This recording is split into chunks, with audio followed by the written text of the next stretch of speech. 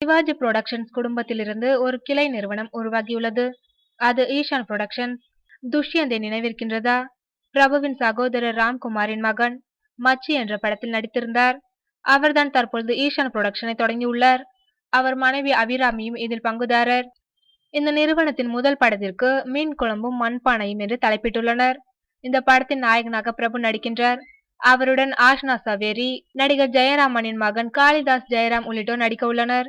இந்த படத்தை அமுதேஸ்வர் இயக்குகின்றார். டி இமான் இசையமைக்கின்றார். படப்பிடிப்பு சென்னையில் தொடங்குகின்றது. ஜனவரி மாதம் மலேசியாவில் படப்பிடிப்பு நடைபெற உள்ளது.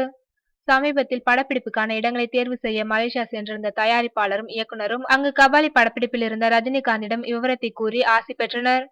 படத்தின் தலைப்பை கேட்ட ரஜினி, தலைப்பு நன்றாக உள்ளதாகவும் சிவாஜி புரொடக்ஷன் போலவே வெற்றி படங்கள் தயாரிக்க வாழ்த்துக்கள் என்றும் கூறினாராம்.